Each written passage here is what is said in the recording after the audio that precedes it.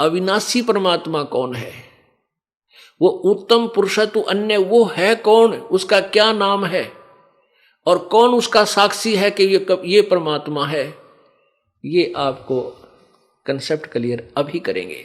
पवित्र वेदों में यजुर्वेद अध्याय नंबर 5 के श्लोक नंबर 1 में मंत्र नंबर 1 में कहा कि अग्ने तनुरसी विष्णुवे तवा सोमस्य तनुरसी। अग्नि माने परमेश्वर, तनु माने सहशरीर, रसी माने है।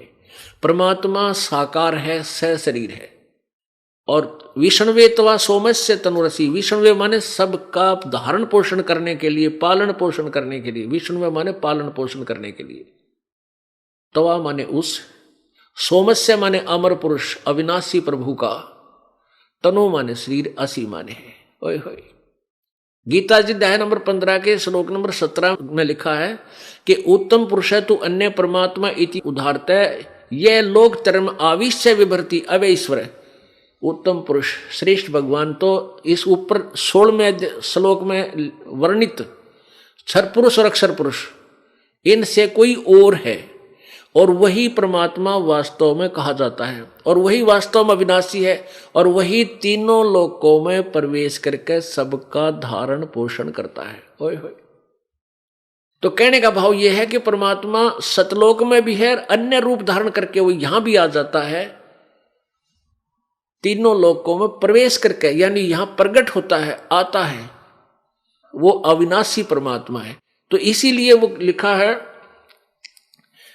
अग्ने तनुरसी विष्णुवे तवा सोमस्य तनुरसी। परमात्मा सहशरीर है, विष्णु माने सबका धारण पोषण करने के लिए, तीनों लोकों में प्रवेश करके जो सबका धारण पोषण करने के लिए, यानी सबको सुचारू ज्ञान और सही भक्ति करा कर उनकी यहाँ भी व्यवस्था ठीक कराने के लिए वो परमात्मा यहाँ प्रकट होता है। वो अमर पुरुष का वो भी एक शरीर है, वो भी सहशरीर है। इसी प्रकार पवित्र बाइबल में आपने उत्पत्ति ग्रंथ में प्रश्न नंबर 4 पे पढ़ा कि परमात्मा ने छठे दिन में, छठे 5वें दिन तक अन्य उत्पत्ति की और छठे दिन कहा कि मनुष्य को मैं अपने जैसा अपने स्वरूप में उत्पन्न करूंगा। और ऐसा कह करके परमात्मा ने सभी मनुष्यों को अपने स्वरूप के अनुसार उत्पन्न किया, नर नारी करके उनकी उत्पत्ति की।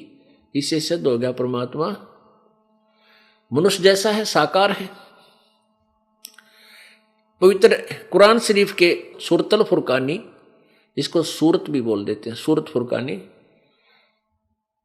25 आयत नंबर 52 से 59 में स्पष्ट किया है कि कुरान शरीफ का ज्ञान देने वाला अल्लाह, जिसको मुसलमान धर्म और हजरत मोहम्मद जी अपना खुदा मानते हैं, कि जिसने कुरान शरीफ का ज्ञान दिया वो भगवान है, वो अल्लाह है हमारा। वो अल्लाह कह रहा है कि हे पैगंबर हजरत मोहम्मद, तू इन काफिरों का कहा मत मानना, ये नहीं मानते कि कबीर भगवान है, इनकी बातों में मत आना। मेरे द्वारा दिए गए इस कुरान के ज्ञान के आधार पर तू संघर्ष करना, इनकी बातों में मत आना।